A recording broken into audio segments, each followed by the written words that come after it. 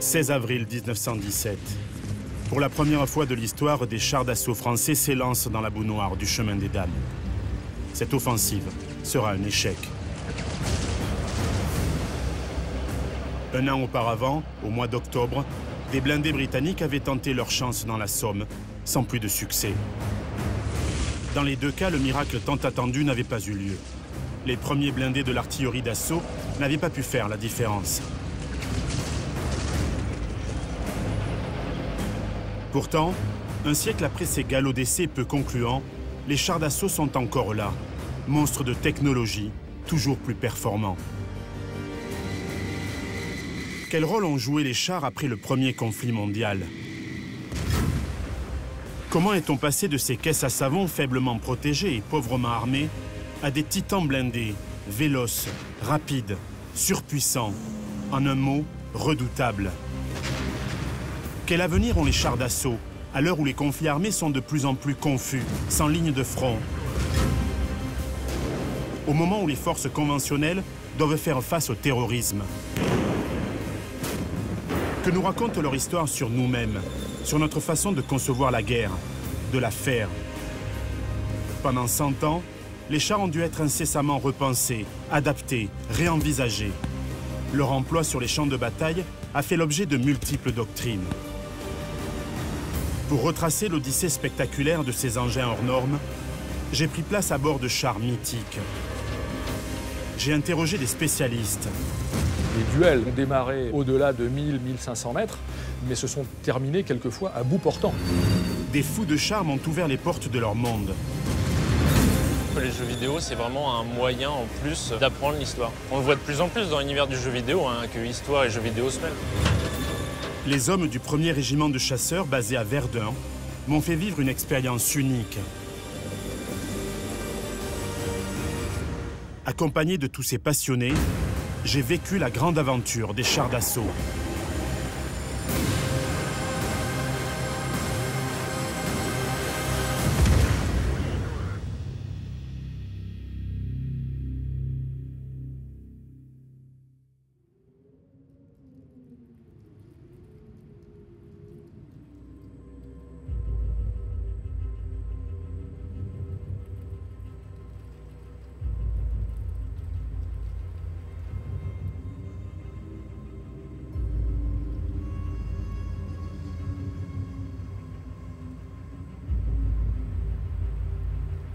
« 1915.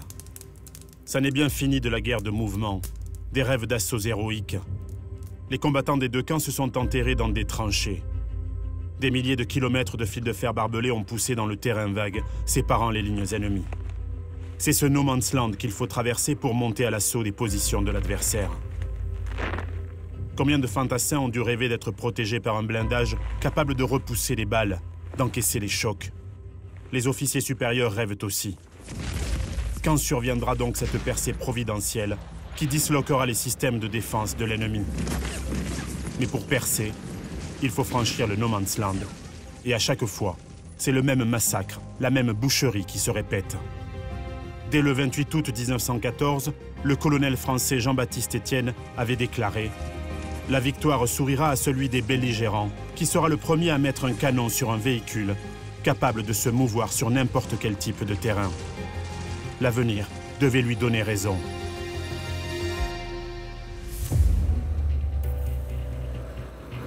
Pendant des années, les ingénieurs ont tenté de mettre des canons sur des chenilles, généralement celles d'engins agricoles.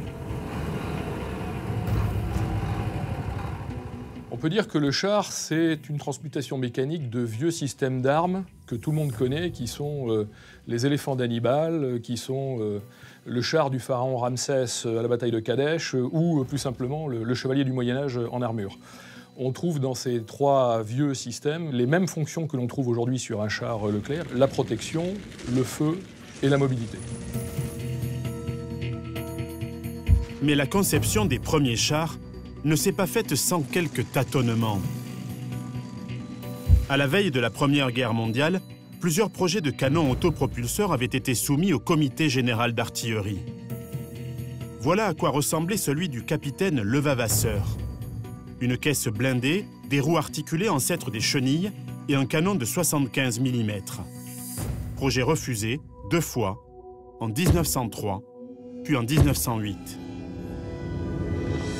Les artilleurs préfèrent encore les bons vieux chevaux pour tirer leurs canons.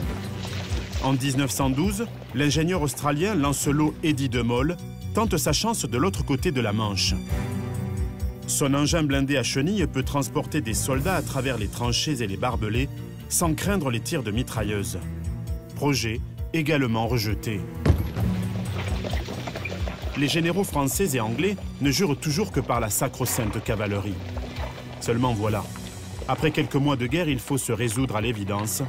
Ça n'est bel et bien fini des grandes charges des batailles napoléoniennes. Les différents travaux des deux côtés de la Manche aboutissent entre 1915 et 1917 à la fabrication de plusieurs engins blindés. Le premier char construit au monde, Little Willie, voit le jour en Angleterre en 1915, mais ne sera jamais mis en service. En revanche, le 2 février 1916, le lieutenant-colonel Sweeton présente un prototype surnommé Big Willie.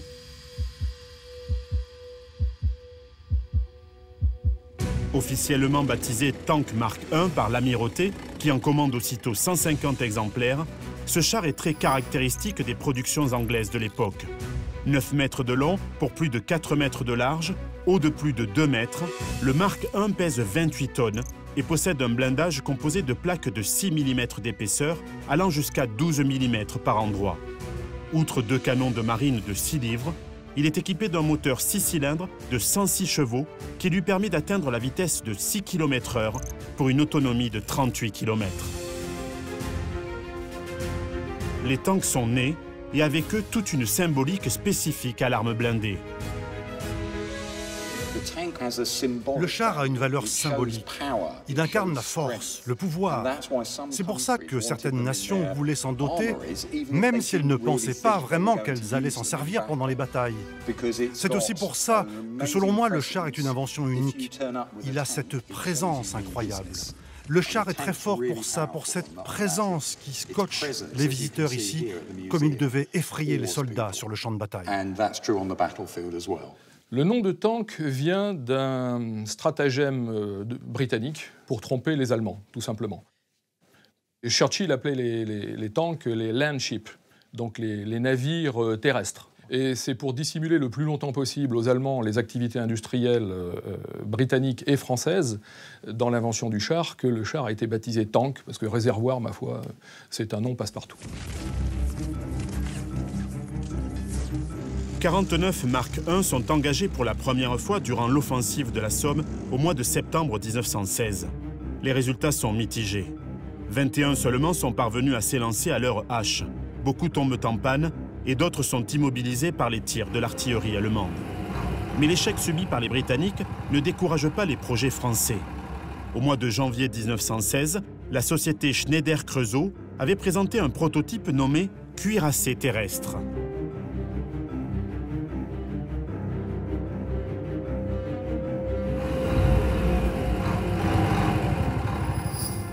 « 6 mètres de long pour 2 mètres de large, haut de plus de 2 mètres, le char Schneider pèse 12 tonnes et demie.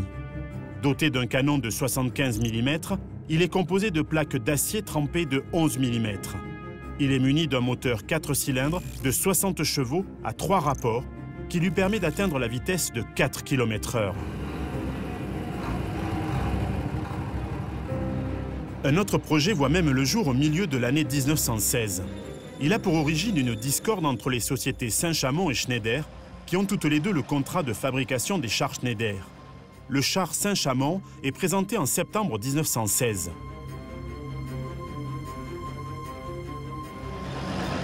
Mieux armé et plus spacieux, le char Saint-Chamond offre aussi une meilleure protection et une plus grande visibilité. Il pèse 23 tonnes, est équipé d'un moteur de 90 chevaux, armé d'un canon de 75 mm et de 4 mitrailleuses. Les Saint-Chamond sont de véritables monstres d'acier dont la fiabilité technique laisse, hélas, encore à désirer.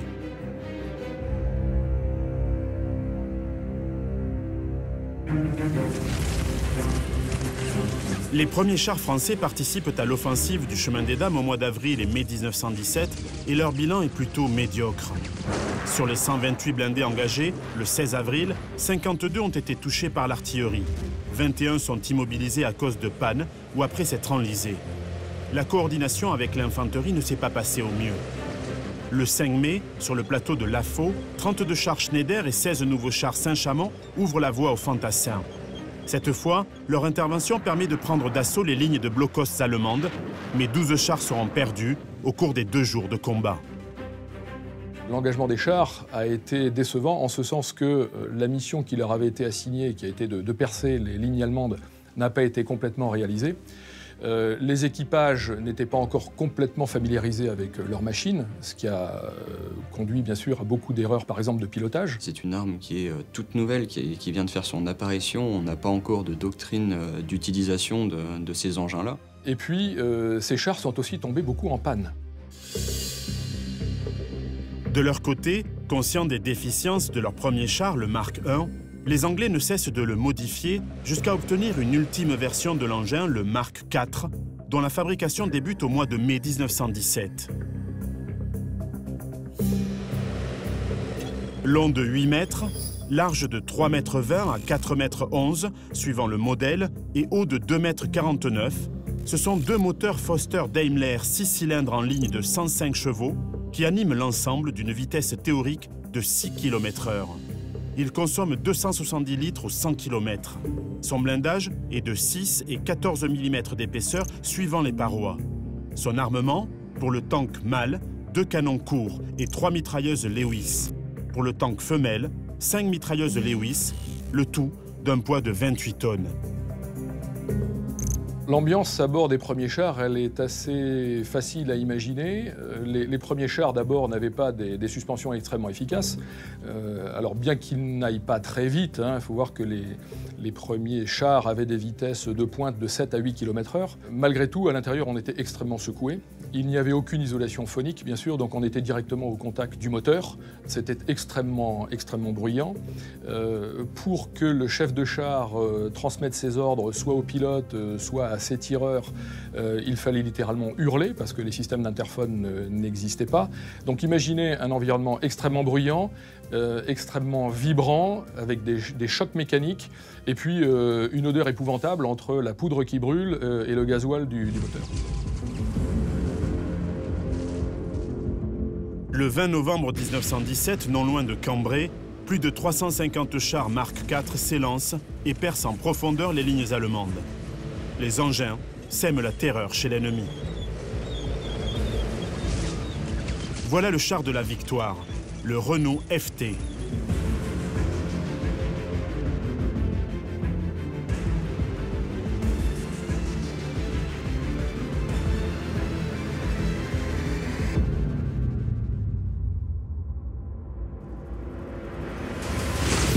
Ce char Renault FT-17 est l'ancêtre de tous les chars. Mis en service à la fin de la Première Guerre mondiale, il possède déjà toutes les caractéristiques techniques des chars modernes. Une tourelle pivotante à 360 degrés, un groupe moteur boîte de vitesse placé à l'arrière et des chenilles largement débordantes à l'avant. Ce char a 2 nouveautés majeures. La première, c'est la tourelle. La deuxième, c'est son train de chenilles. La tourelle n'existait pas sur les autres chars qui l'ont précédé. Il n'y avait pas de tourelle sur les autres chars. Et la deuxième nouveauté, c'est ce train de chenilles avec une très grande roue à l'avant qui permet une plus grande prenance sur le terrain, ce qui lui permet de plus facilement remonter d'une tranchée ou des entonnoirs d'obus. C'est un petit char avec un pilote à l'avant, l'armement situé au centre et le moteur à l'arrière. Le char Leclerc a exactement la même architecture. Très rustique, le Renault FT est manœuvré par un équipage de 2 personnes. Un chef de char tireur et un conducteur. Le chef de char est situé soit debout, soit assis sur une sangle, juste derrière le conducteur. En raison de l'absence de système de communication interne et de cloison entre le poste de conduite et la tourelle, il donne ses ordres au conducteur en appuyant l'un de ses genoux contre son dos pour changer de direction et en tapant sur son casque pour démarrer ou s'arrêter.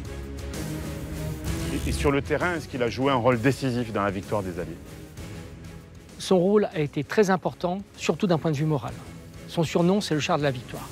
Il a été utilisé pour la première fois par l'armée française fin mai 1918 pour arrêter la dernière grande offensive allemande. Engagé avec succès à plusieurs reprises, le char Renault FT va être employé de plus en plus souvent lors d'offensives particulièrement efficaces. 950 exemplaires seront fabriqués sous licence aux États-Unis. Les Allemands prennent soudain conscience de l'intérêt de l'arme blindée dans la conduite de la guerre. Voici leur réponse au Mark IV britannique, le char A7V.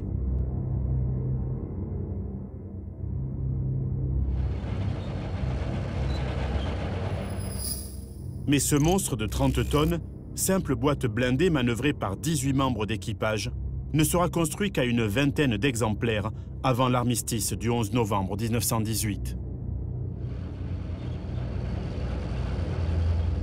Tout le monde est intimement convaincu que le système d'armes char est un système extrêmement prometteur et que c'est clairement le système d'armes sur lequel il faut travailler et développer des technologies pour finir la guerre. Donc le char, c'est cette solution.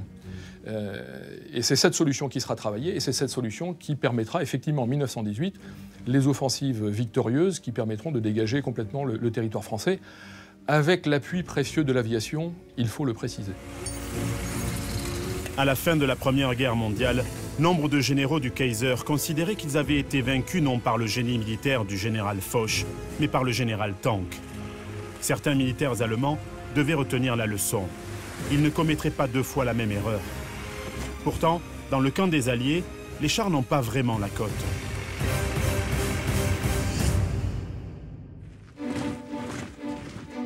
Après la Première Guerre mondiale, les effectifs des bataillons britanniques passent de 25 à 5. Le gouvernement américain supprime même son corps d'armée blindé et interrompt purement et simplement le financement des recherches technologiques. Traumatisée par la guerre et acculée financièrement, la France ignore les recommandations du général Étienne pour lequel les travaux doivent absolument se poursuivre. Ce désintérêt généralisé n'empêche pourtant pas certaines initiatives individuelles. Dès 1919, les chars sont classés en fonction de leur poids. Lourd, moyen ou léger, chacun possède un rôle spécifique, défini par les officiers de cavalerie. La cavalerie, de manière tout à fait traditionnelle, sur un schéma très napoléonien, était organisée en cavalerie d'éclairage, cavalerie d'exploitation et cavalerie de percée. La cavalerie a reproduit ce schéma au char. Donc elle dit « je veux un char de reconnaissance, petit et léger », je veux un char d'exploitation, moyen, au profit de l'appui d'infanterie, et puis je veux un char de percée, très fortement blindé, avec un gros canon.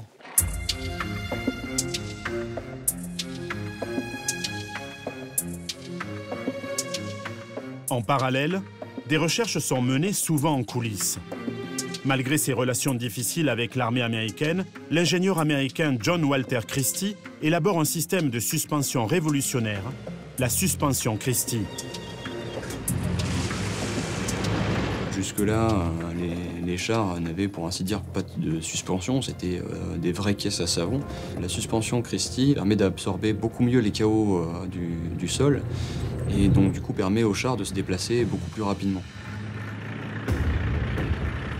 Cette avancée technologique de premier plan est bientôt acquise par une majorité de nations qui l'intègrent aussitôt à leur prototype.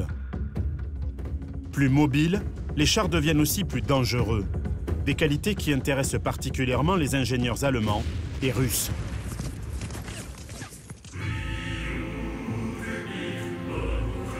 Dès 1926, avant même l'accession au pouvoir d'Adolf Hitler, la Reichswehr, l'armée allemande, avait envoyé ses officiers en Union soviétique à l'école des chars de Kazan.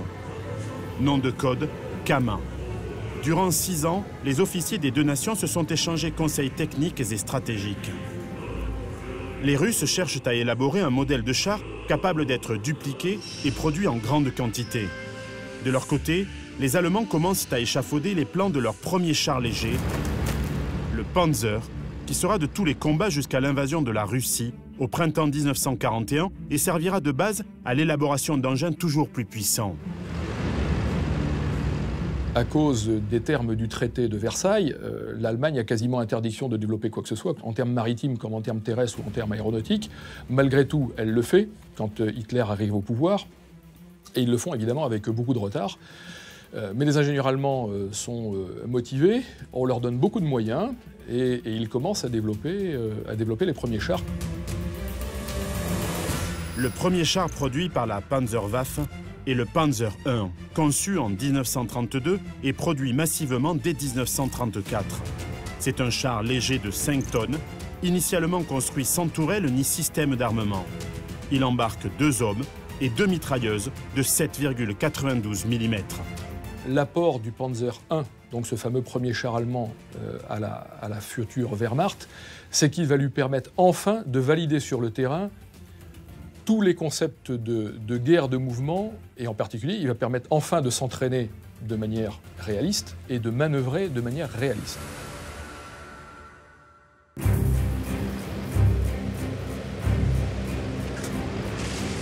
L'armée allemande dispose à présent de la technique et des outils. Elle va les intégrer à une stratégie militaire générale, le Blitzkrieg, la guerre éclair.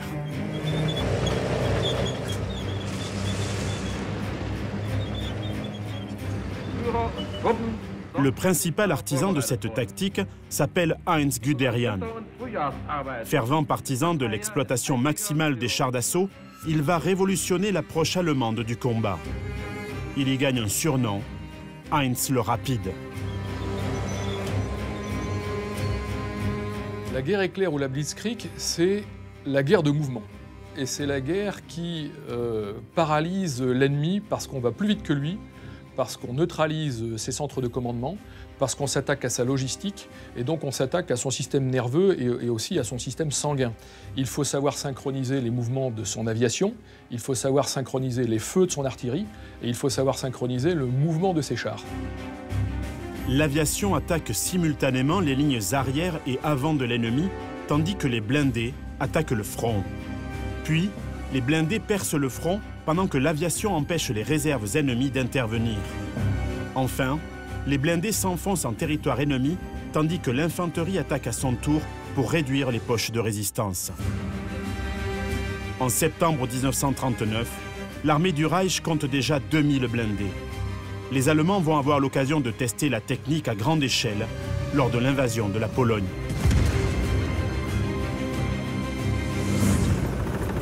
En quelques jours à peine, la Wehrmacht perce les défenses polonaises et fonce sur Varsovie qui tombe le 28 septembre 1939.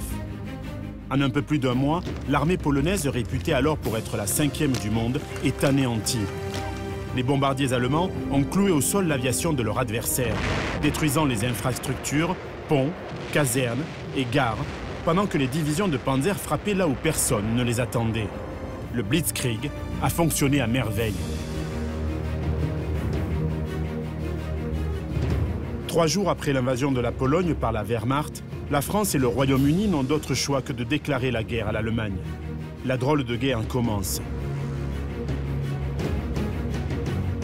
Jusqu'au 10 mai 1940, les troupes françaises, qui se savent menacées, attendent une attaque qui tarde à venir. Les Français, entrés à reculons dans ce nouveau conflit, fourbissent leurs armes, notamment leurs blindés, et un char particulièrement impressionnant, le B1 bis.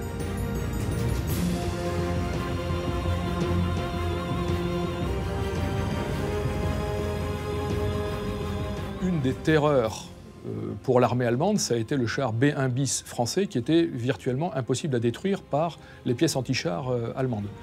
Et quand il y avait un B1 bis dans un secteur, ça a créé un relatif mouvement de panique dans les unités de la Wehrmacht qui étaient en face.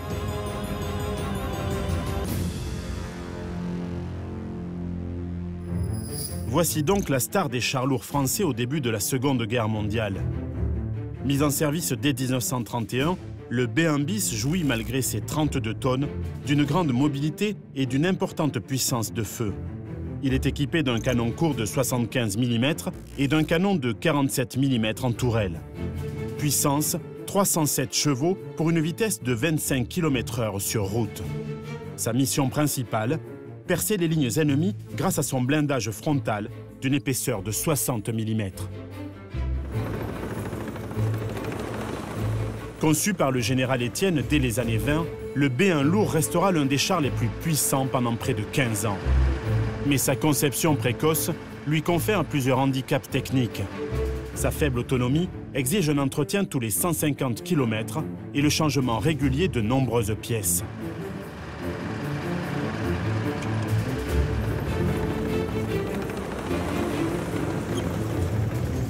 L'autre grande star de l'époque est le Renault R35. Il est le char le plus massivement produit pendant la Seconde Guerre mondiale. Son succès sera tel qu'il sera exporté jusqu'en Europe de l'Est. Enfin, le char Saumuat S35. Produit à 430 exemplaires en 1940, le Saumuat est un char moyen de 20 tonnes, équipé d'un canon semi-automatique de 47 mm. Il embarque un équipage de 3 hommes. Sa particularité est qu'il est le premier char français possédant un blindage incliné. Un détail technique particulièrement intéressant. Car un angle de 60 degrés double l'épaisseur du blindage. Le poids, lui, n'augmente pas. Mieux encore, la munition atteignant la surface inclinée a plus de chances d'être déviée ou de ricocher car l'énergie cinétique de l'obus se combine à la force de résistance du blindage.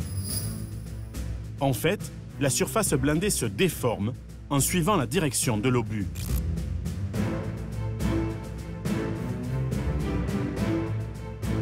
Les chars français sont en moyenne très supérieurs aux chars allemands, qui ont des performances modestes, voire moyennes. La supériorité du char allemand, elle vient de la tactique, elle vient de l'emploi, elle vient du système de communication, puisque chaque char allemand possédait une radio, ce dont étaient fort dépourvus les chars français.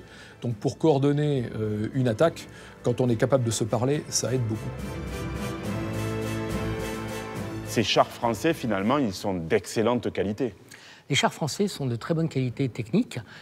Ils sont assez nombreux, il y a plusieurs types de chars. Certaines sont des conceptions un petit peu anciennes, avec 2 hommes d'équipage.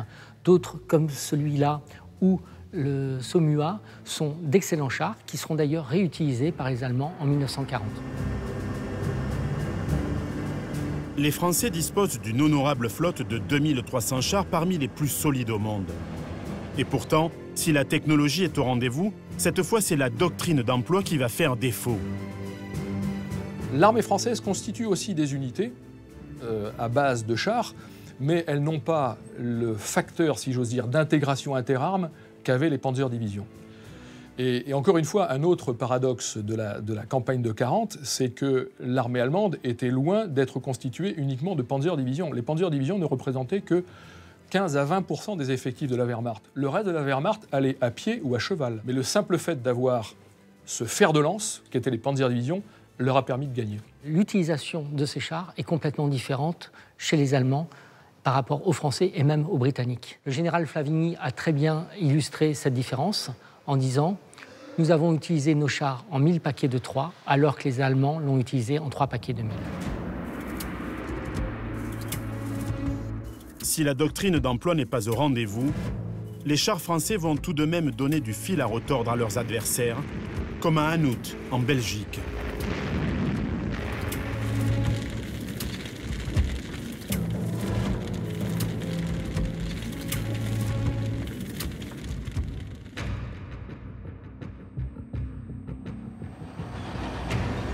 Pendant 2 jours, du 12 au 14 mai, le corps de cavalerie français sous les ordres du général Priou s'oppose au 16e corps blindé allemand commandé par le général Hauptner.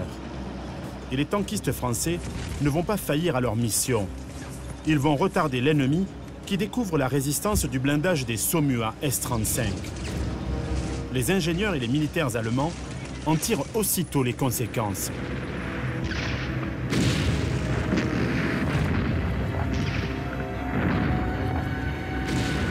Alors, en juin 1940, l'état-major de la Wehrmacht, bien sûr, essaie de tirer les leçons de ces 2 campagnes. Alors, ces 2 campagnes ont été victorieuses, évidemment, ils en sont ravis. Ils attribuent tout ça à la qualité de leur commandement, à la qualité de leurs manœuvres, à leur doctrine d'emploi nouvelle, et puis à la formation de leur fameuse Panzerdivision. Bien sûr, ils sont aussi extrêmement objectifs, et ils considèrent que les chars qu'ils ont lancés dans ces batailles ne sont pas tous à la hauteur, loin s'en faut, et qu'il va falloir réellement créer des trous et des percées technologiques dans la future génération de chars qui se préparent. En quelques années, les Allemands passent du Panzer I, pesant 5 tonnes, au 4, char moyen de 22 tonnes. Alors que le Panzer I ne disposait seulement que de 2 mitrailleuses, le 4 possède un canon de 75 mm. Son blindage frontal atteint 80 mm.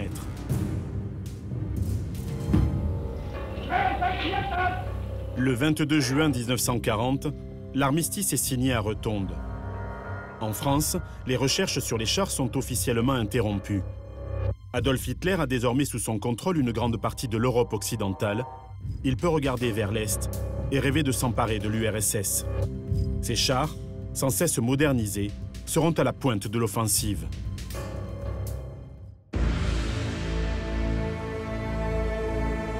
Le 22 juin 1941, l'Allemagne déclenche l'opération Barbarossa, l'invasion de l'Union soviétique. Mais contrairement à ce que l'on croit généralement, cette opération n'a pas été une partie de plaisir. Hitler a organisé son offensive sur 3 fronts, Leningrad, Moscou et Kiev. Pour cette gigantesque entreprise, près de 4 millions d'hommes sont mobilisés, 4200 avions et 3600 chars. 85% des blindés du Reich sont expédiés vers l'Est, dont 444 Panzer IV. Fort de ses succès précédents, le Führer ne doute pas de l'issue des opérations. Ces divisions de Panzer vont pourtant avoir fort à faire.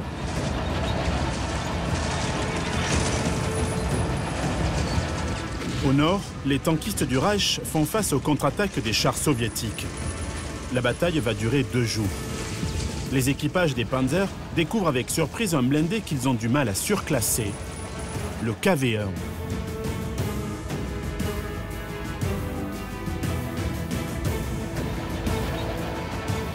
Le char lourd KV-1 est mis en service en 1939 par l'Armée rouge. Ce mastodonte de 46 tonnes dispose d'un canon de 76,2 mm et d'un blindage de 75 mm. Le KV-1 a été produit en masse de mars 1940 à août 1942, avec un total de 2762 exemplaires fabriqués.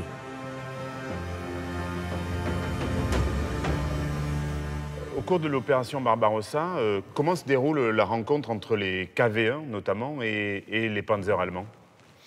Alors, en 1941, lors de l'opération Barbarossa, environ 600 de ces chars ont été construits par les Soviétiques. Durant le premier été de l'invasion, ces chars n'ont pas une grande efficacité. Non pas qu'ils ne sont pas bons techniquement, mais tout simplement, les armées soviétiques étaient complètement désorganisées et surtout les tactiques d'utilisation n'étaient plus au point. En revanche, ces chars-là vont être utilisés en 1942 et surtout en 1943. Et là, on verra toute la valeur technique de ce type de char. Au sud, la progression allemande est encore moins facile, car c'est là que sont massés la plupart des blindés de l'Armée rouge. Un autre char va surprendre les Allemands, le T-34. Plus puissant, plus rapide, plus blindé, le T-34 pèse 31 tonnes. Il est équipé d'un canon de 76,2 mm et d'un blindage frontal renforcé de 60 mm incliné à 60 degrés. Il s'adapte à tous les terrains. Déployé 5 jours après le début de l'opération Barbarossa, le T-34 surclasse tous les chars allemands existants.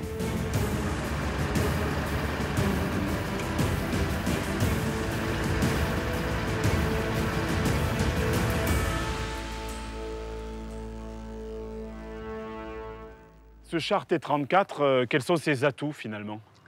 Alors le T-34 est considéré par beaucoup comme un des meilleurs chars de la Seconde Guerre mondiale. Sa construction est très rustique, ce qui lui permet de pouvoir être construit rapidement au moment où l'URSS a absolument besoin d'avoir un grand nombre de ces chars face à l'invasion allemande.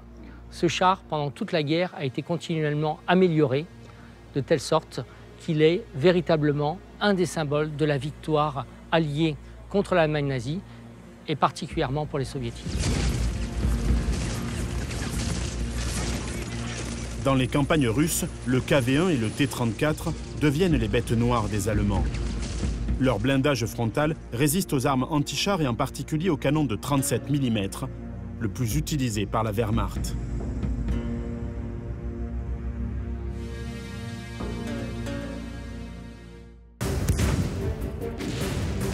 Pour parvenir à percer le blindage des chars soviétiques, les artilleurs allemands sont contraints de pointer les canons de leurs pièces antiaériennes de 88 mm. Une solution dont l'efficacité va inspirer les ingénieurs du Reich. Ce qui caractérise la course aux armements en Allemagne, c'est que réellement l'adversaire désigné et celui que l'on devait battre était l'adversaire russe. Ils ont à peu près royalement ignoré ce que faisaient les Britanniques et les Américains, considérant qu'en matière de chars, de toute façon, ce n'était pas le réel adversaire. Le réel adversaire, il était russe. Et les Russes se sont lancés dans une course à l'armement et une surenchère de spécifications telles que les Allemands étaient obligés de suivre. Une course effrénée est lancée. Hitler ne lésine pas sur les moyens et n'hésite pas, malgré des coûts énormes, à faire travailler ses ingénieurs sur plusieurs modèles de chars. Un premier blindé, devenu mythique, voit le jour au milieu de l'année 1942, le Panzer VI, le Tigre. L'idée de base est simple. Pour venir à bout des T-34 russes, les artilleurs allemands avaient été contraints à plusieurs reprises d'utiliser les pièces antiaériennes de 88 mm. Leur cadence de tir est particulièrement élevée et elles peuvent expédier un obus de près de 10 kg à 2000 mètres. Mais ce canon de 7 tonnes est difficile à déplacer et son installation demande beaucoup de temps. Un temps durant lequel les artilleurs sont vulnérables. Les ingénieurs imaginent un blindé muni de cette redoutable force de frappe. Ils entourent le canon de 88 mm d'une tourelle de protection très épaisse et le dotent de chenilles qui assurent sa mobilité. Un canon très efficace est devenu un redoutable blindé. Le char Tigre est né. Ces obus sont capables de pénétrer un blindage de 110 mm à 2 km de distance. Son propre blindage de 100 mm le protège de la grande majorité des armes anti-chars et assure sa quasi-invulnérabilité face aux tirs frontaux.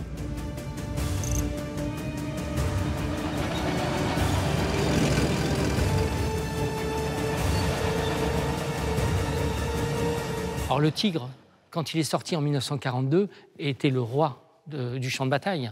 D'abord par son poids, environ 55 tonnes, par son tube, un 88 mm qui pouvait percer tous les blindages existants. C'est un char qui a été conçu à environ 1400 exemplaires, donc pas énorme, mais qui a eu un impact psychologique très fort sur les Alliés, tant du côté occidental que du côté des Soviétiques. Son poids ralentit pourtant considérablement sa vitesse de déplacement, 37 km/h pour une autonomie de 195 km.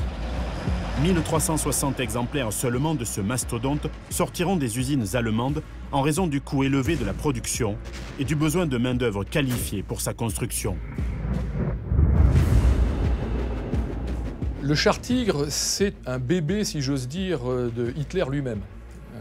Hitler voulait absolument un char lourd.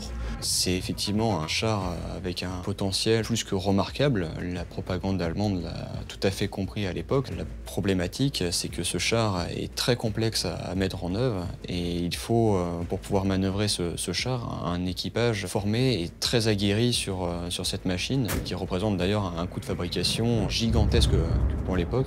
On peut ajouter également des optiques de visée pour le canon d'une extrême qualité qui permettent des contre-visées très rapides et qui permettent aux pointeurs de faire mouche presque du premier coup. Les premières séries de chars Tigre souffraient cependant d'une fiabilité relativement faible, en particulier de la partie mécanique et de la partie train de roulement, ce qui fait que beaucoup de pertes de chars Tigre à cette époque sont dues à des pertes mécaniques.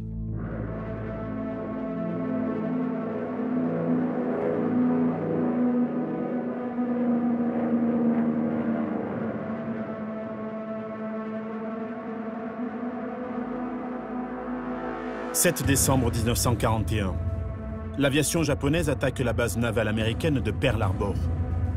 Le lendemain, 8 décembre, les États-Unis entrent en guerre. Il va falloir mettre sérieusement à jour l'arsenal militaire, notamment les blindés. Entre 1930 et 1939, l'armée américaine n'a fait l'acquisition que de 321 chars légers. L'infrastructure industrielle pour les fabriquer est inexistante et la doctrine d'emploi est loin d'être définie. À la fin du premier conflit mondial, les ingénieurs ont certes conçu un mastodonte, le Mark 8 Liberty, un géant d'acier en tout point semblable à son cousin britannique. Mais ce monstre n'a été réellement opérationnel qu'en 1919. Les 100 exemplaires fabriqués ont même été vendus au Canada en 1940.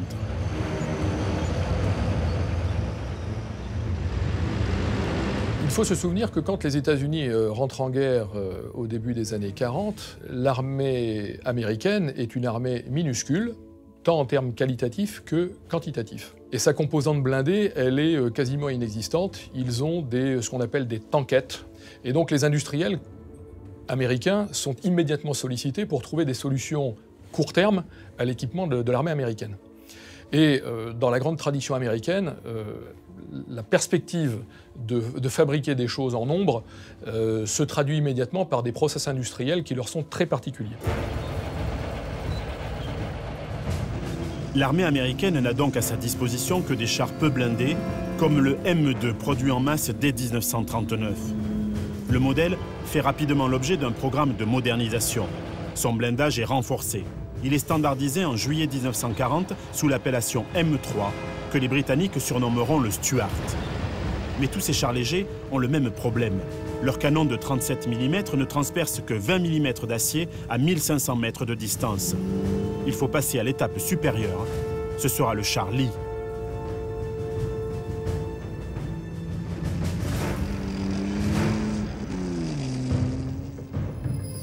Conçu en 1940, le M3 Lee est armé d'un canon de 75 mm logé dans une casemate ménagée dans la coque du glacis avant.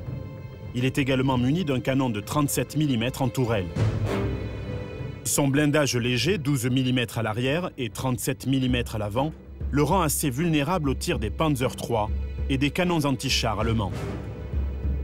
Le char M3, c'est une inspiration du char français B1 bis, puisqu'on retrouve un canon planté dans une casemate en châssis, et puis au-dessus de tout ça trône une tourelle.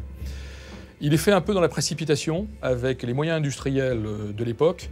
C'est un char qui n'a pas de très grande performance, il faut bien le dire.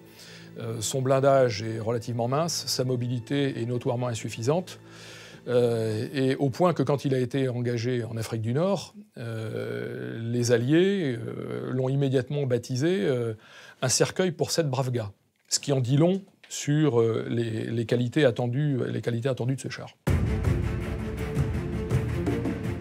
Les États-Unis construiront pourtant plus de 6200 exemplaires du M3 Lee. À partir de 1941, l'industrie automobile américaine prend part à l'effort de guerre. General Motors et Chrysler se lancent dans la production de masse de chars. Au cours de la seule année 1942, 1500 chars sont assemblés aux États-Unis. Depuis la loi Pratt-Bay, signée en mars 1941, le gouvernement américain s'est engagé à fournir du matériel en masse à ses alliés. Légèrement modifié par les Anglais, le char Lee prend un autre nom, le Grant.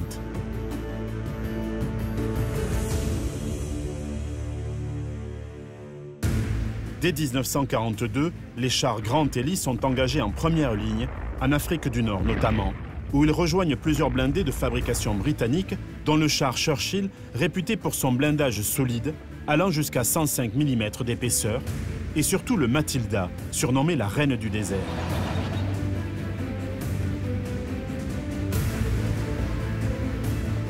Avec ses plaques de blindage de 74 mm d'épaisseur, ce char de 24 tonnes a été jusqu'en 1941 le char le mieux blindé en service en Europe occidentale.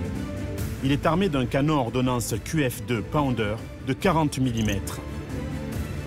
À l'époque, les spécialistes le considèrent comme un char lourd car il est doté de plaques de blindage de 75 mm dont l'inclinaison permet d'encaisser les tirs ennemis. Son rôle de soutien d'infanterie explique sa lenteur, avec une vitesse de pointe de 24 km/h. Que vaut ce char britannique, Matilda? Alors c'est exactement le Matilda II.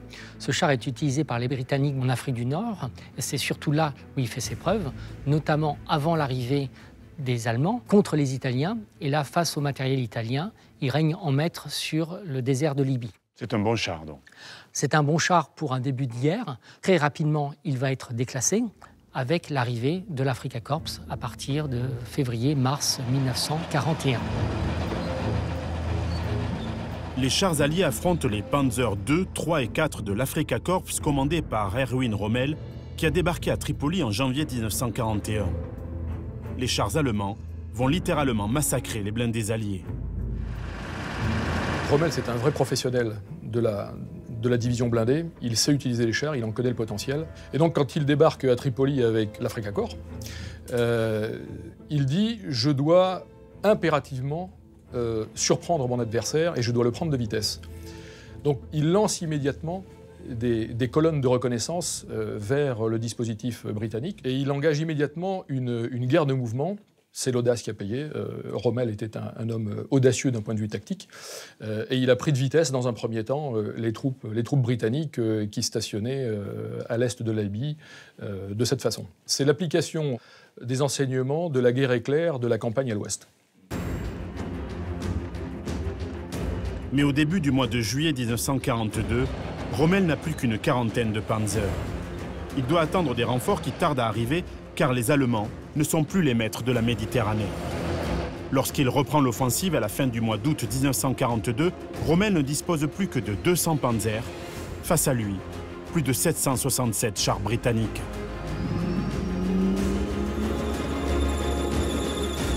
Face à la supériorité numérique des Alliés, les Allemands sont contraints de battre en retraite. Le 4 novembre 1942, le général Rommel, qui ne dispose plus que d'une trentaine de blindés, donne l'ordre de repli vers la Libye, puis la Tunisie, où 31 Tigres ont été débarqués au mois de novembre 1942. C'est là que l'armée britannique parvient à capturer le premier exemplaire de char Tigre, le numéro 131. Conservé au musée des chars de Bovington, il est à ce jour le seul exemplaire en état de fonctionnement. La seule vision de ce monstre d'acier donne des frissons. Sur les champs de bataille, le Tigre est un prédateur. En Tunisie, les 31 Tigres détruisent 300 chars ennemis et n'enregistrent que 7 pertes dans leur rang. Mais cela ne suffit pas. La 8e armée du général Montgomery était parfaitement ravitaillée depuis le port d'Alexandrie par les convois qui arrivaient de Grande-Bretagne et des États-Unis. Et donc l'armée britannique, elle disposait de chars tout neufs en provenance directe des usines américaines. Rommel a tout simplement plié sous le nombre. La campagne africaine signe pourtant le deuil de plusieurs modèles de chars alliés, jugés obsolètes et qui sont retirés des premières lignes à partir de 1943. Adieu donc à la reine du désert, le Matilda Mark II, dont la fabrication s'arrête au mois d'août. Au revoir également aux chars M3 Grant et Lee, qui sont remplacés par un nouveau modèle de conception américaine, engagé sur le front nord-africain dès l'automne 1942, le M4 Sherman. Voilà sans doute l'un des chars les plus emblématiques de la Seconde Guerre mondiale. Le Sherman pèse 30 tonnes. C'est donc un char moyen doté d'un canon de 75 mm pour un blindage maximal de 75 mm. Équipé d'un moteur essence 9 cylindres de 400 chevaux, il atteint la vitesse de 39 km/h sur route. Conçu lors de la deuxième phase d'un programme massif de fabrication de chars moyens pour les États-Unis et leurs alliés, le Sherman surprendra agréablement les soldats lors de son baptême du feu en 1942. Le Sherman est un pur produit de la culture américaine. Donc c'est un char industriel. Il s'agit de fabriquer des choses rapidement, à un coût modéré, de manière relativement simple, avec les technologies dont on dispose sur étagère, si j'ose dire. Donc c'est un char qui, par exemple, d'un point de vue technique, fait massivement appel à des caisses moulées. Effectivement, les moules coûtent très cher, mais à partir du moment où vous disposez de ces moules et de ces moyens industriels, vous sortez les chars, si j'ose dire, comme des petits pains. Et le reste du char est conçu à peu près de la même façon, en exploitant tout ce que le tissu industriel américain a de disponible. C'est la raison pour laquelle les premiers chars Sherman sont motorisés avec des moteurs d'aviation, parce que c'est tout ce que l'industrie américaine était capable de produire.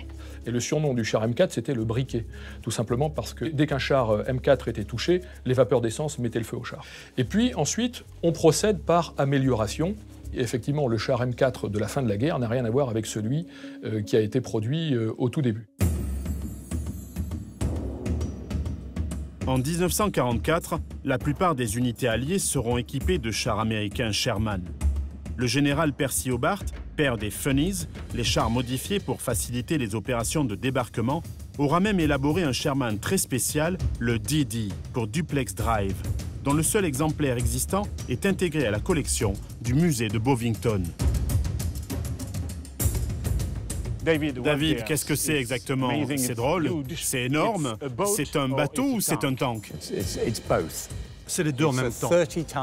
C'est un char Sherman américain de 30 tonnes, converti par les Britanniques pour être capable de flotter grâce à la puissance d'hélice à l'arrière pour le débarquement en Normandie. L'idée est que la toile disposée autour déplace assez d'eau pour permettre à ce char de 30 tonnes de flotter. Et il y a des hélices à l'arrière, ainsi que des chenilles pour la terre ferme. Les Alliés l'ont appelé le Duplex Drive, DD, deux façons d'avancer. Il a été créé spécialement pour le débarquement en Normandie. Le problème pour les Alliés était simple. Si vous mettez tous vos chars sur un bateau et qu'il saute sur une mine, ou bien qu'il est touché par un obus, vous les perdez tous. Par contre, si vous larguez tous les chars en haute mer et qu'ils traversent seuls, il y a de bonnes chances pour que certains atteignent la plage. Et le Duplex Drive est l'un des Funnies de Hobart? Oui, certaines unités étaient regroupées sous les ordres du général Hobart pour former la 79e division blindée qui disposait de nombreuses spécificités. Des blindés spécialisés, des chars flottants, des rampes amovibles, des chars équipés de mortiers pour faire exploser les bunkers, beaucoup de blindés spécialement conçus pour le débarquement en Normandie. Ils les ont d'ailleurs utilisés pour la suite de la campagne en Europe, quand ils ont réalisé que ce type de véhicules, comme les chars lance-flammes par exemple, pouvaient être très utiles. Entre 1940 et 1945, les États-Unis assemblent plus de 53 000 exemplaires du Sherman, qui servira aussi de base à la conception d'un char anti-char de fabrication britannique, le Firefly.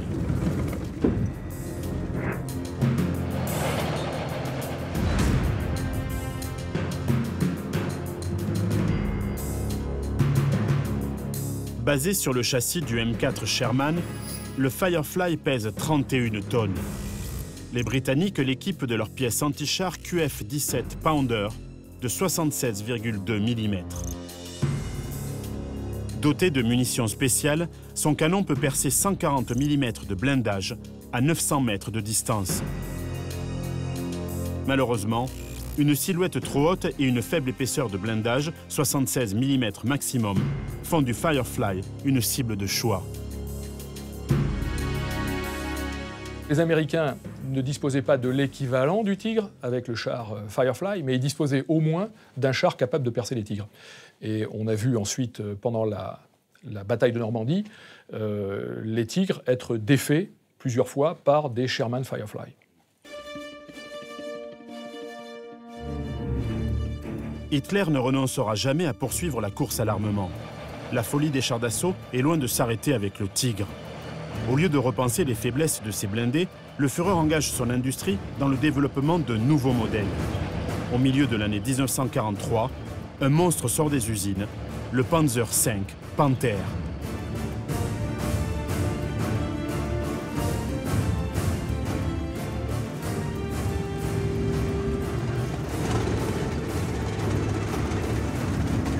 Le Panther est la réponse allemande à l'apparition du T-34 russe. Et donc les Allemands ont conçu un char qui est une sorte de super T-34 avec leur propre technologie. On lui ajoute des chenilles très larges qui réduisent considérablement ses chances d'enlisement ou de s'enfoncer dans la neige. Et il peut manœuvrer sur des terrains beaucoup plus meubles que pas mal d'autres chars, malgré son poids très lourd pour un char moyen. Long de 9 mètres, large de presque 4 et haut de 3 mètres, le Panther pèse 45 tonnes. Il a besoin de 5 hommes pour être manœuvré. Équipé d'un canon de 75 mm et d'un blindage impressionnant de 100 mm, il peut rouler jusqu'à 45 km/h pendant 200 km. C'est le premier char allemand à disposer d'un blindage incliné et doté de munitions spéciales à pouvoir percer jusqu'à 106 mm de blindage à 2 km de distance.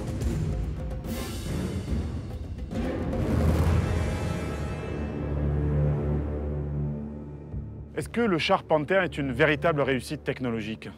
Alors il est considéré certainement comme le meilleur char allemand de la Seconde Guerre mondiale. C'est la véritable première production de chars allemands ayant pris en compte les expériences de la guerre sur le front soviétique.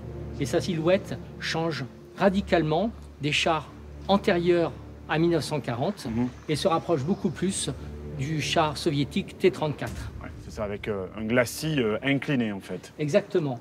Les autres chars sont plutôt avec des pans droits, et là, ce sont des pans inclinés sur l'ensemble du char.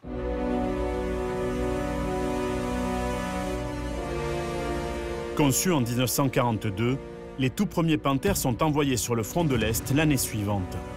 Direction Koursk, où va se dérouler l'une des plus grandes batailles de chars de l'histoire.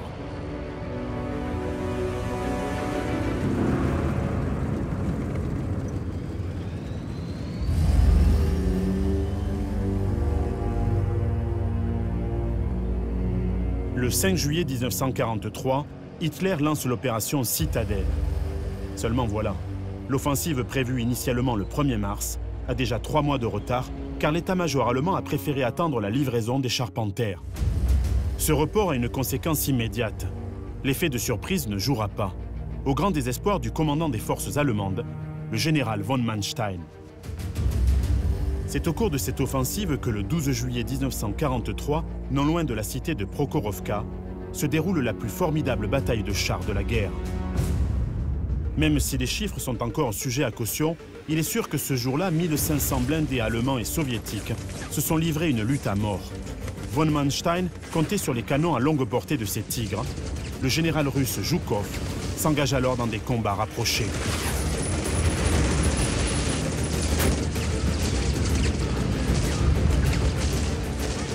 Ça a été un duel relativement dantesque, avec d'un côté plus d'un millier de chars russes, du côté allemand à peu près 400 chars. Et les Russes ont, à la mode russe, si j'ose dire, jeté ce dispositif violemment en attaque frontale sur les positions allemandes, et en particulier sur le 2e corps d'armée blindée SS. Cette bataille a été une gigantesque mêlée. Quand je dis une gigantesque mêlée, c'est-à-dire que les combats, les duels, si vous voulez, ont démarré au-delà de 1000-1500 mètres, mais se sont terminés quelquefois à bout portant. Les adversaires se tuant littéralement l'un l'autre à quelques mètres ou quelques dizaines de mètres de distance. À l'issue de la bataille de Prokhorovka, les pertes sont énormes des deux côtés. 400 blindés pour les soviétiques, 70 à 80 pour les Allemands. Ces combats marquent la dernière tentative de percée allemande face au rouleau compresseur soviétique. Si on devait comparer une bataille à un match de football, 400 contre 70, la victoire est du côté allemand.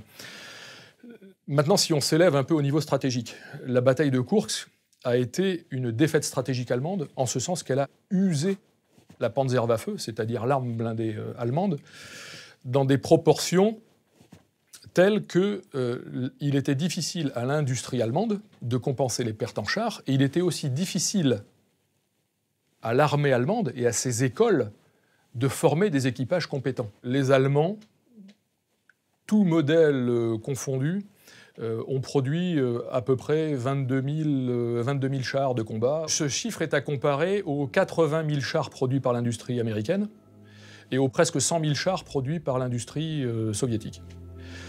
Donc on voit tout de suite que sur le simple critère de la production industrielle, l'Allemagne avait toutes les chances d'être écrasée, même si, dans bien des cas, la qualité des chars alliés était légèrement inférieure à celle des chars allemands. À Koursk, l'armée allemande perd 60 000 hommes, tués, blessés, prisonniers et disparus. Même inférieure à celle des soviétiques, les pertes allemandes ne sont pas compensables. Les Panthers n'ont pas permis de renverser la situation. Les Tigres royaux, parvenus sur le front au mois de février 1944, n'empêcheront pas la chute du Reich, malgré leur performance et leur taille impressionnante.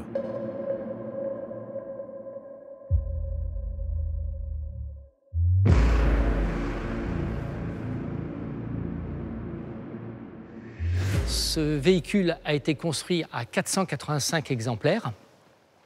C'est une merveille technologique, sans aucun doute, mais d'un rôle tactique très très faible. Son poids est énorme, sa motorisation n'est pas suffisante, ce qui fait qu'il se déplace très lentement, il a une très faible mobilité. Certes, il est quasiment invulnérable, sauf par l'aviation, mais les problèmes de l'Allemagne en fin de guerre à partir de 1944, des problèmes d'essence, des problèmes de pièces de rechange, font que ce char, en fin de compte, n'a pas eu un impact aussi fort. Et beaucoup de ces véhicules ont été détruits par leurs propres équipages. Et nous avons la chance, ici, au musée, d'avoir un Tigre II qui n'a pas été sabordé et qui est le seul, aujourd'hui, à pouvoir rouler. Au cours de la Seconde Guerre mondiale, le poids de plus en plus élevé des chars d'assaut n'a pas réellement fait la différence. Il existe une véritable mythologie des chars lourds et super lourds. Dans les années 30 et 40, les généraux et le grand public, friands d'images spectaculaires, rêvent d'immenses croiseurs terrestres, des bateaux roulants, parfaitement blindés et armés pour écraser l'adversaire. Les projets les plus fous sont développés. Certains aboutissent comme le Maus, incarnation blindée de la démence d'Adolf Hitler. Véritable mastodonte, le Maus mesure 10 mètres de long, 3,70 m de large et près de 4 mètres de haut. Il pèse 188 tonnes. Dans l'immense habitacle prennent place 6 hommes. Le canon principal possède un calibre de 128 mm. Le blindage de la partie frontale du char présente une inclinaison de 35%. Le blindage de la caisse est de 180 mm à l'avant et 160 mm à l'arrière. Celui de la tourelle est de 240 mm à l'avant, 200 mm à l'arrière et 60 mm sur le toit. Un moteur de plus de 1200 chevaux est nécessaire afin de lui permettre de se déplacer à une vitesse ne dépassant pas 13 km/h sur route. Sa consommation en carburant est proportionnelle à sa taille, 3000 à 4000 litres pour 100 km. On était dans un délire d'ingénieur et on était dans une espèce de course folle et personne ne prenait suffisamment de recul pour dire est-ce que ce que je fais est réellement intelligent et pertinent. Qu'auraient pu faire ces chars lourds devant la nouvelle arme mise au point à la fin de la Seconde Guerre mondiale?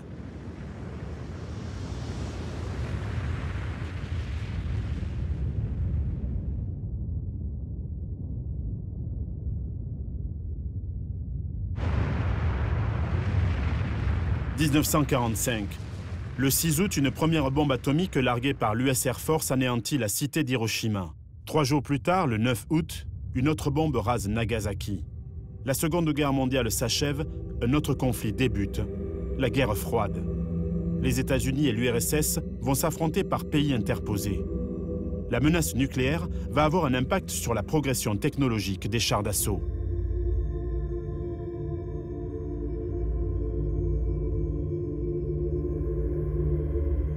Ce qui caractérise en fait l'après-Deuxième Guerre mondiale, c'est le fait nucléaire.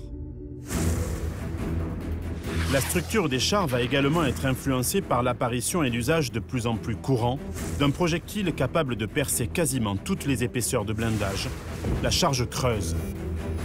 Un obus à charge creuse contient un cylindre doté d'une feuille de cuivre en forme de cône inversé. À l'impact, le capteur installé sur le bout de la coiffe déclenche le détonateur de la charge explosive qui va déformer le cône en cuivre et le transformer en jet de métal solide. Ce dard en fusion, se déplaçant à la vitesse hallucinante de 8000 m/s, est capable de percer 70 cm de blindage, 4 fois l'épaisseur de la protection frontale d'un char Tigre.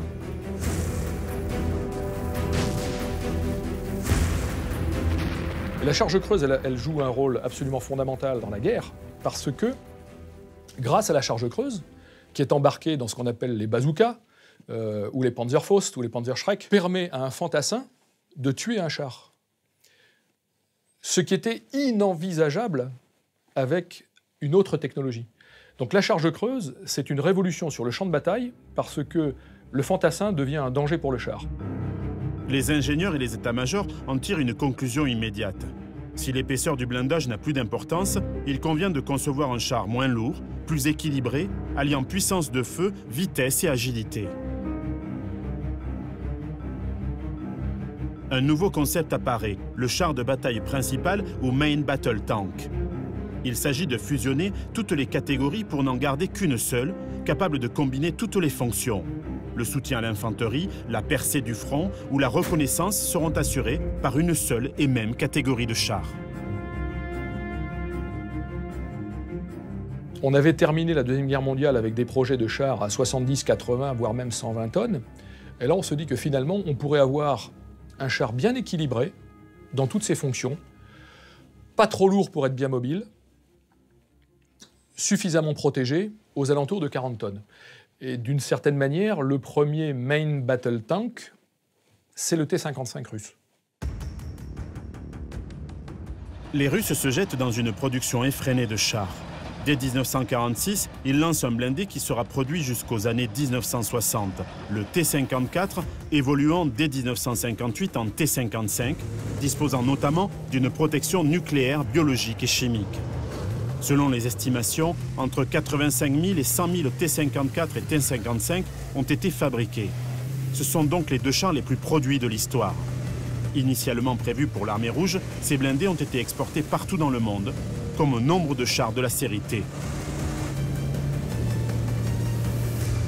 Il y a, chez les soviétiques, la volonté de conserver cet outil fantastique qui est le rouleau compresseur mécanisé blindé. Donc chez les soviétiques, on innove, on continue à développer et on continue à produire. La première génération de l'après-guerre, c'est le T-55 et le T-62. Donc ce sont des chars moyens, d'une architecture relativement classique, avec un équipage de 4 hommes et des canons de 100 et 115 mm, capables de tirer des nouveaux projectiles qu'on appelle les projectiles flèches. L'invention de la flèche est une invention russe.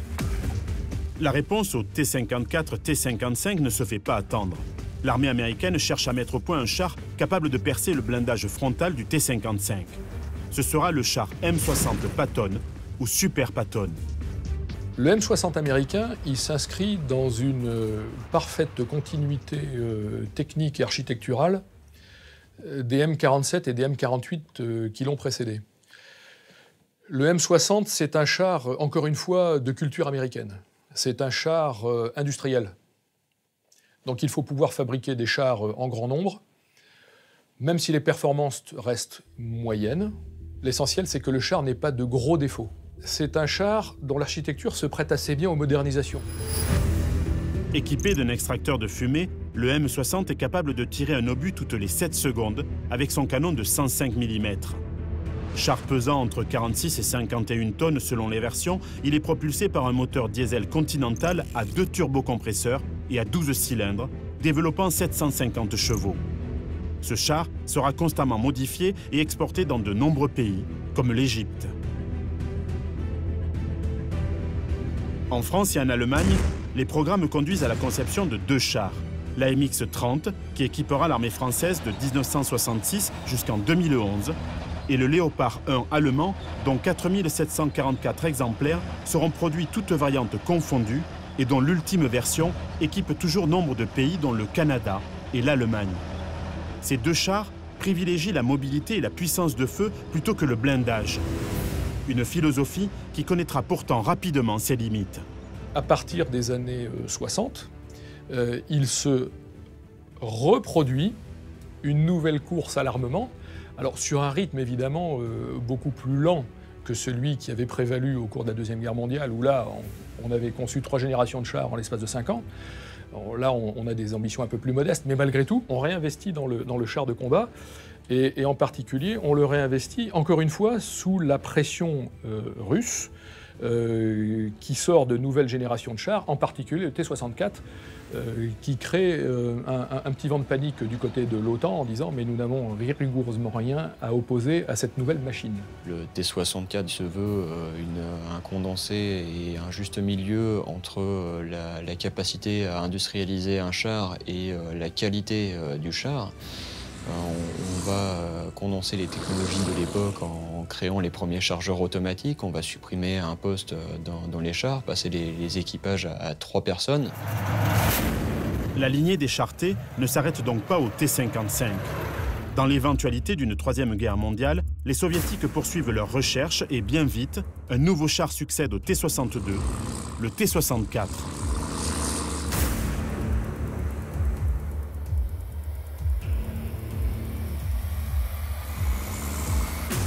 Le T-64, c'est une rupture en termes d'architecture, parce que c'est le premier char qui dispose d'un chargement automatique des munitions, alors qu'avant, il fallait un tankiste qui charge les munitions à bord du canon. C'est aussi le premier char équipé, ce qu'on pourrait appeler une première génération de blindage composite, c'est-à-dire que le blindage ne fait plus exclusivement appel à une couche d'acier, mais il commence à mêler des éléments métalliques et des éléments non métalliques, en particulier pour contrer les charges creuses. Et c'est un char qui dispose d'un canon d'un calibre tout à fait exceptionnel de 125 mm, alors qu'à l'époque, les chars de l'OTAN, c'était du 90 ou du 105. Le T-64 est un concentré d'innovation. Si sa silhouette générale rappelle celle du T-55, avec une tourelle hémisphérique au centre du châssis, le train de roulement est lui complètement différent. Il est composé de 6 petites roues espacées et 4 galets de retour. Le volume du compartiment moteur est largement réduit car pour la première fois, un moteur à cylindre opposé extrêmement compact est utilisé. La transmission comprenant 2 boîtes de vitesse latérales. Tous les chars russes construits jusqu'en 2015 sont en fait des fils et des petits-fils de ce T-64 dont ils ont complètement conservé l'architecture. Donc d'une tourelle à 2 hommes avec un chargement automatique, une silhouette extrêmement basse, un train de roulement suffisamment costaud, procurant une très faible pression au sol pour pouvoir évoluer au-dessus de la boue, de la neige, etc. Et une relative facilité de mise en œuvre. La sortie du T-64 oblige les puissances occidentales à moderniser leur parc de blindés. Une nouvelle génération de chars voit le jour. À partir des années 60, on considère qu'il y a eu 3 grandes générations de chars. La première génération, c'est T-62, T-55 côté russe, M47, M48, M60 côté américain, AMX-30 côté français, Léopard 1 côté allemand. Voilà. Donc ces chars, généralement des chars avec un équipage de 4 hommes, des canons de 90 à 105, et quand ils tirent, ils s'arrêtent. La deuxième génération, elle introduit quelque chose qui va révolutionner le combat de char, qui est la stabilisation du canon et de la visée. C'est-à-dire qu'on n'est plus obligé de s'arrêter pour tirer. On peut engager les cibles en roulant, le canon est stabilisé, la visée est stabilisée, et donc les cibles se présentent devant vous comme si vous étiez au point fixe. La deuxième génération, elle se caractérise aussi par l'introduction massive des blindages composites. Donc ces fameux blindages qui sont déjà capables d'arrêter des charges creuses. On crée des blindages qui vont juste servir à faire détonner prématurément la munition et fausser la distance optimum d'agression du jet de cuivre en fusion. On peut aussi adjoindre des matériaux en céramique à l'intérieur des blindages qui vont dissiper le flux de métal en fusion. Donc ces chars, c'est le Léopard 2, c'est le char M1, c'est d'une certaine manière le Challenger, le T-72 du côté russe. Et il y a aussi l'introduction, dans une partie de ces chars de deuxième génération, d'un autre élément qui va radicalement changer le combat de chars, c'est la vision nocturne par caméra thermique passive. Aux États-Unis, une équipe de travail est rassemblée à Fort Knox au mois de février 1972 pour concevoir le nouveau char de combat principal de l'armée américaine. Ce sera le M1 Abrams. Ce char de combat principal est conçu entre 1972 et 1979 par les usines Chrysler et produit à plus de 9000 exemplaires. Il doit répondre à plusieurs exigences, et notamment la protection de l'équipage, la rapidité d'acquisition de l'objectif, le coup au but dès le premier tir. Le M1 Abrams est doté d'un blindage composite renforcé avec des mailles en uranium appauvri. Son canon, d'abord d'un calibre de 105 mm, passe à 120 mm dans les versions ultérieures. À l'heure où débute la conception de la première version du M1 Abrams, les soviétiques étrennent déjà un nouveau char de deuxième génération, car le T-64, malgré toutes ses innovations et le canon de 125 mm de la version A, reste une mécanique fragile, complexe, difficile à entretenir et à produire en grande série. Son successeur est toujours en service aujourd'hui, c'est le T-72. Lancé en 1973, le T-72 pèse 41 tonnes. Il est équipé d'un canon de 125 mm. Il reprend la suspension du T-64 ainsi que la motorisation traditionnelle des chars soviétiques. Destiné à la production de masse, ce char ne présente aucun renforcement du blindage ni d'innovation particulière au niveau de la motorisation. Son moteur diesel développe, selon les versions, entre 780 et 840 chevaux qui le propulsent à une vitesse de 45 km/h en tout terrain. La principale qualité des chars de série T soviétiques, c'est qu'ils sont pas chers. Donc pour beaucoup de pays, c'est quand même un moyen de s'équiper massivement en chars pour un coût relativement modeste. Et les chars T, effectivement, ce sont des chars qui ont vu tous les conflits de la planète. Produit en masse, le T-72 va être également exporté vers 35 pays. Mais les soviétiques ne s'arrêtent pas là. À la fin des années 1970, ils créent le T-80 en adaptant un système de propulsion par turbine à gaz sur le châssis du T-64.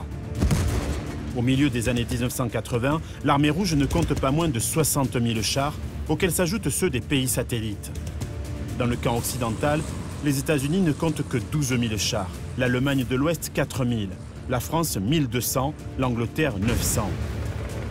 Au Moyen-Orient, l'Irak ne dénombre pas moins de 4 000 chars, l'Égypte et la Syrie 3 000, tout comme un pays où cette arme a joué et joue encore un rôle fondamental, Israël.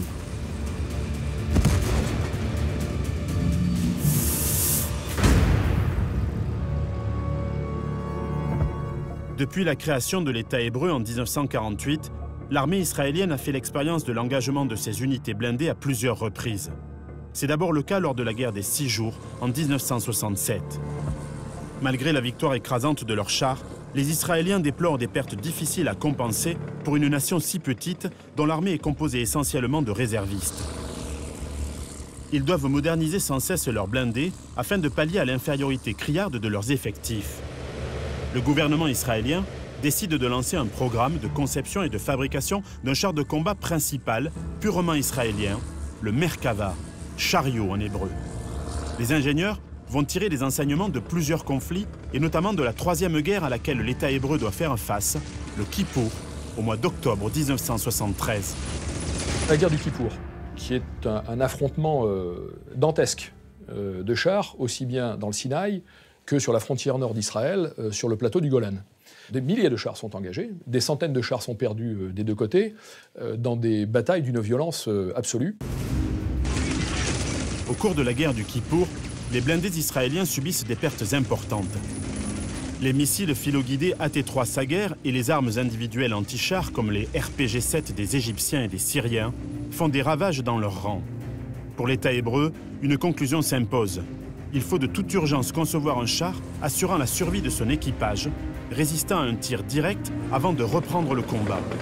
Le premier Merkava entre en service en 1979.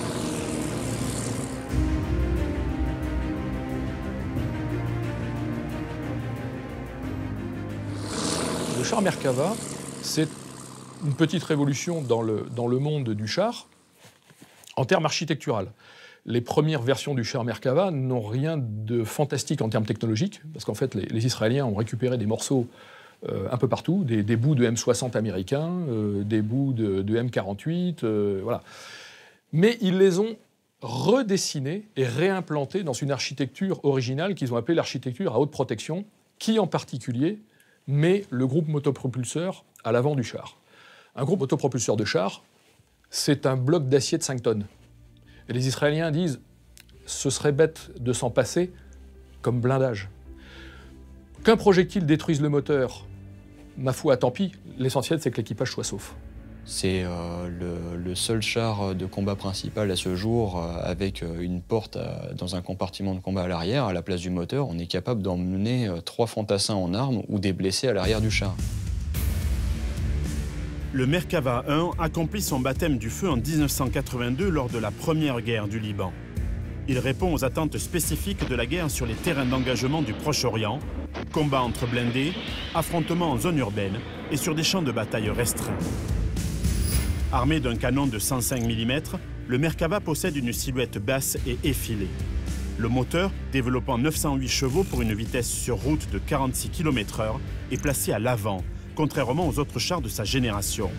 Il est aussi équipé d'un système anti-incendie et bénéficie d'un blindage composé de plaques espacées, ce qui lui offre un bon niveau de protection, mais explique son poids important, 60 tonnes.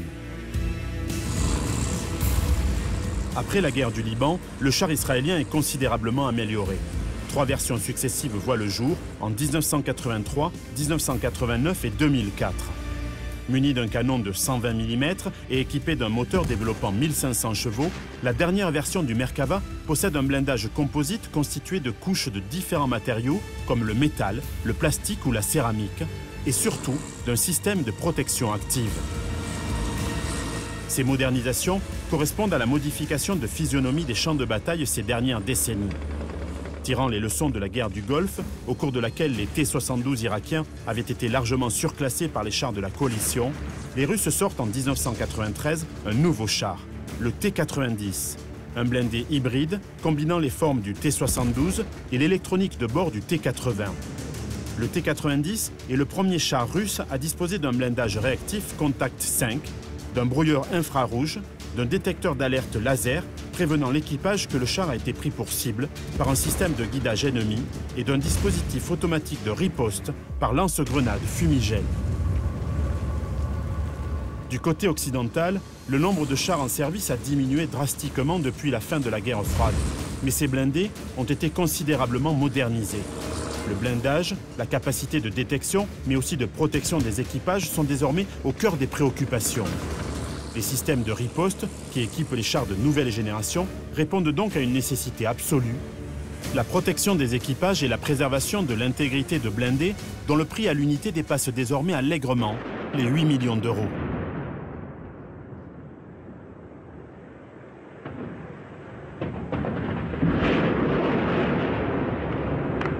C'est notamment le cas de l'un des chars les plus performants du monde, le char français Leclerc.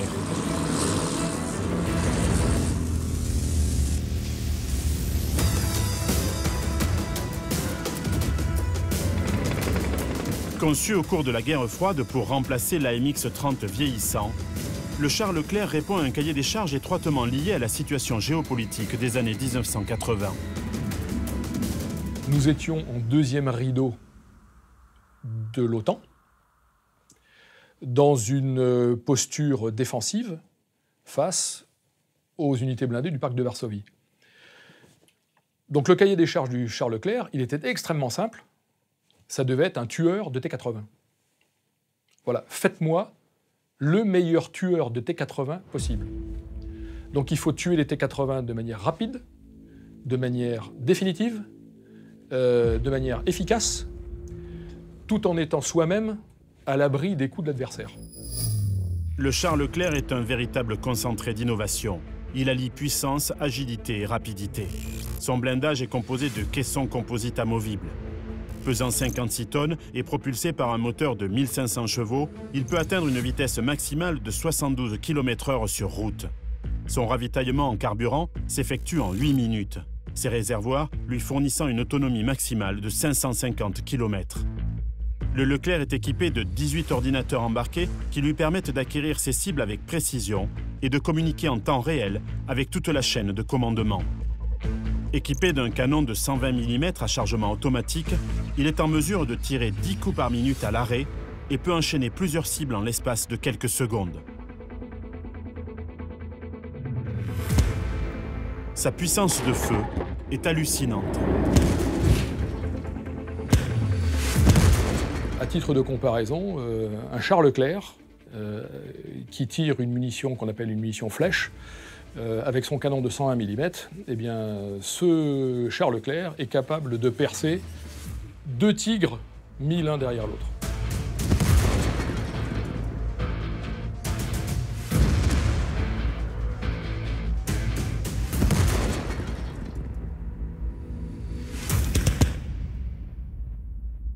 Capitaine, aujourd'hui, quels sont véritablement les éléments technologiques qui font que le char Leclerc est le plus performant, l'un des plus performants blindés modernes? L'élément majeur pour le char Leclerc, c'est de pouvoir tirer en roulant et de détruire sa cible tout en étant en mouvement. Ça, c'est l'atout majeur du char. Il y a beaucoup de chars dans le monde qui ne sont pas capables de faire but en roulant. Ils tirent en roulant, mais ils ne sont pas forcément capables de faire but. Le Leclerc, lui, il fait but. Et par ailleurs, en termes de technologie, entre un Schneider qui ne devait pas avoir de suspension et un char comme celui-là, il y a une différence phénoménale. Il y a une différence phénoménale en matière de suspension. Vous voyez qu'il peut aller jusqu'à 70, plus de 80 km/h, tout en gardant une visée, une puissance de pointage qui est assez phénoménale. À l'ère 2.0, les chars existants comme l'Abrams américain, le Léopard 2A allemand, le Challenger 2 britannique ont été équipés des dernières technologies. Blindage composite multicouche et multimatériaux, kit de protection aux missiles anti-chars, grille de protection amovible, système GPS détectant les cibles fixes et mobiles, émetteurs de brouillage et surtout des ordinateurs de bord sur lesquels le champ de bataille est entièrement numérisé. La troisième génération, c'est ce que l'on a introduit en France avec le char Leclerc.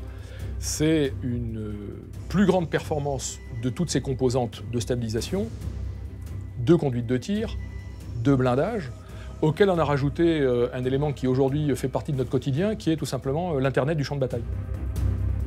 Cette numérisation participe également à l'entraînement en simulateur des équipages. Une expérience inédite.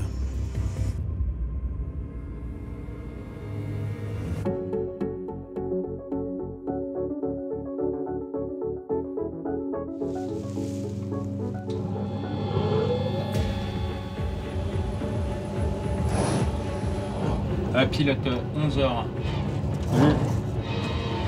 Ah ben, je sais pourquoi je suis mauvais en jeu vidéo. Hein. C'est tellement fin que je pars dans les choux totalement. Si j'arrive à l'avoir, lui, on aura de la chance. Je l'ai là. 470. Rapide. En plus, il y a vraiment la pression. J'ai chaud, c'est grave. Voilà.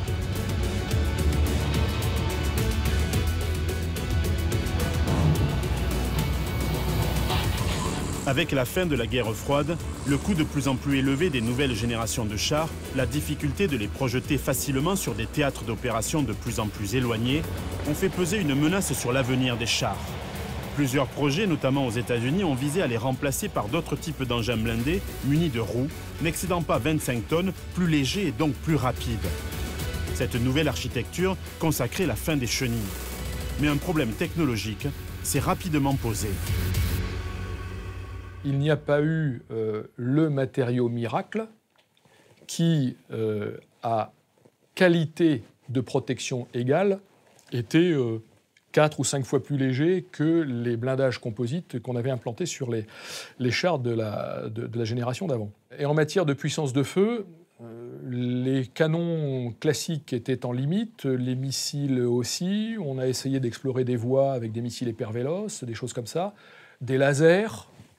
Enfin, c'était un peu la guerre des étoiles. Et puis finalement, la conclusion, au bout de 4 années de développement et de 10 milliards de dollars investis dans la R&D, a été de dire, bon, ce n'est pas possible.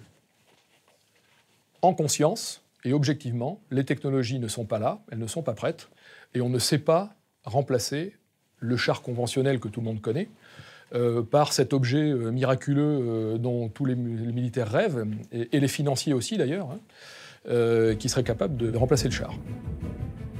Le char sera-t-il finalement remplacé par le char? Système d'armes puissant, symbole du pouvoir politique et objet d'une fascination croissante. Les chars d'assaut n'ont jamais fait autant recette. Chaque année, des gamers du monde entier rallient l'Angleterre pour se retrouver au musée des blindés de Bovington. L'histoire des chars d'assaut, ces passionnés la vivent au quotidien, à chaque partie engagée. Pour eux, elle s'incarne dans un jeu en ligne immersif, fédérant des millions d'adeptes.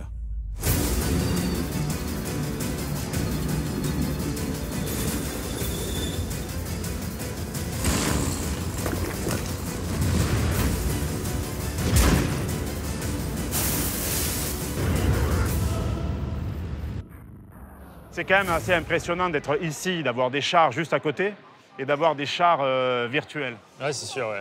Qu'est-ce qui vous a amené, vous, à jouer à World of Tanks plutôt qu'à n'importe quel autre jeu. J'ai appris que les chars ont occupé une place extrêmement importante dans la Seconde Guerre mondiale notamment, et même dans la Première.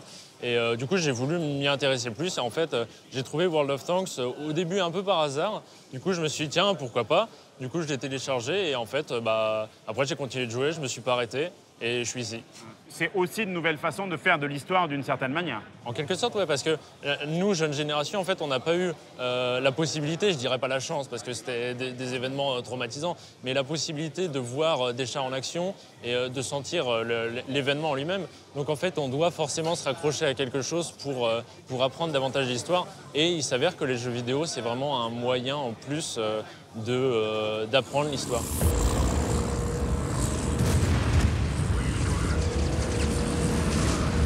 Sur les champs de bataille aussi, les chars ont encore de beaux jours devant eux. D'autant que plusieurs puissances militaires se sont dotées de leurs propres blindés.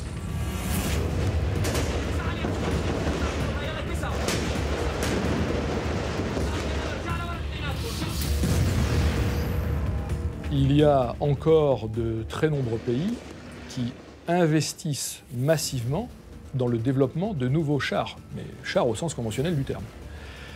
Je citerai l'Iran, je cite le Pakistan, je cite l'Inde, la Corée, le Japon, la Turquie. Tous ces pays-là veulent se doter de leur propre char, donc un char national avec des technologies nationales, sur la base d'une industrie et de bureaux d'études nationaux, le plus possible, pour être le moins dépendant de technologies qui viendraient de l'étranger. Ce qui signifie que ces chars qui sont en développement ne vont rentrer en service qu'en 2020. Et comme la durée de vie d'un char est d'environ 40 ans, ça signifie qu'en 2060, on les verra toujours. Donc le 21e siècle sera caractérisé par le fait que de nombreuses initiatives ont été lancées en début de siècle pour essayer de trouver des alternatives aux chars, mais qu'en 2060, il y aura encore des chars. La Russie ne s'y est pas trompée. Au mois de mai 2015, un nouveau char parade dans les rues de Moscou, le T-14 Armata.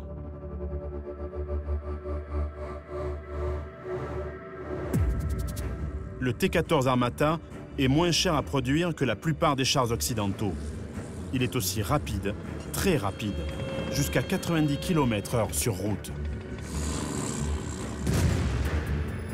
À la pointe de la technologie, ce char est doté d'une tourelle inhabitée entièrement automatisée.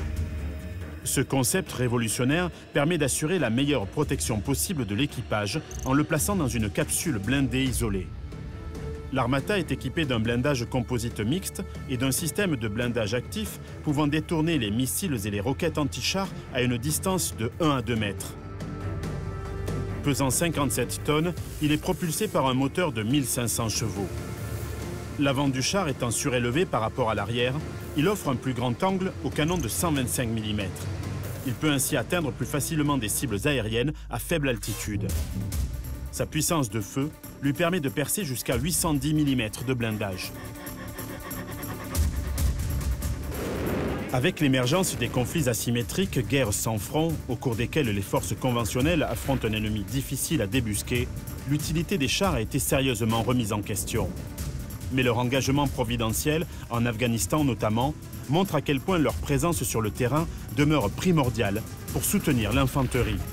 Une sorte de retour à leur mission originelle. Comment ces chars seront utilisés ? L'avenir le dira, soit de manière conventionnelle, dans des combats qu'on pourrait qualifier de classiques, d'unités blindées mécanisées s'affrontant sur un front, ou de manière complètement décentralisée, comme on l'a vu en Afghanistan avec les Canadiens ou les Danois, soit de manière très spéciale, sous forme de raids. Il y a des officiers, de manière tout à fait intéressante, qui ont essayé d'associer l'impact ou l'effet à obtenir d'un char avec des forces spéciales. Or, on associe aux forces spéciales la notion de légèreté, de furtivité, d'agilité. On les voit mal cohabiter avec un char. Eh bien, il y a peut-être des voies de coopération entre des chars et les forces spéciales qui ne sont pas si idiotes que ça. Instrument prépondérant de la guerre éclair, les chars ont longtemps été lancés dans de grandes offensives, des tentatives de percée, des coups de massue décisifs. Au fil des décennies, ils sont devenus toujours plus puissants, toujours plus agiles, encore plus véloces. Ils constituent aujourd'hui des systèmes d'armes redoutablement efficaces, des plateformes de communication high-tech connectées à leurs partenaires, intégrées au champ de bataille. Conçue il y a un siècle pour sortir des tranchées, l'arme blindée cavalerie demeure encore au cœur des doctrines d'emploi de tous les états-majors. Accompagnés par des sapeurs et des fantassins, couverts par l'artillerie et l'aviation d'attaque, les forces blindées demeurent des pièces essentielles des dispositifs stratégiques. Le char a constitué et constitue encore le fer de lance de nombre d'offensives terrestres. Le général Étienne ne s'était pas trompé lorsqu'il prophétisait, voilà un siècle, le bel avenir de l'artillerie d'assaut.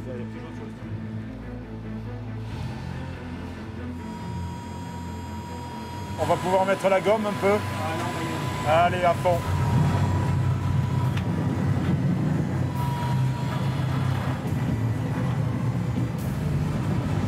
Les chars d'assaut resteront encore présents longtemps sur la plupart des théâtres d'opération.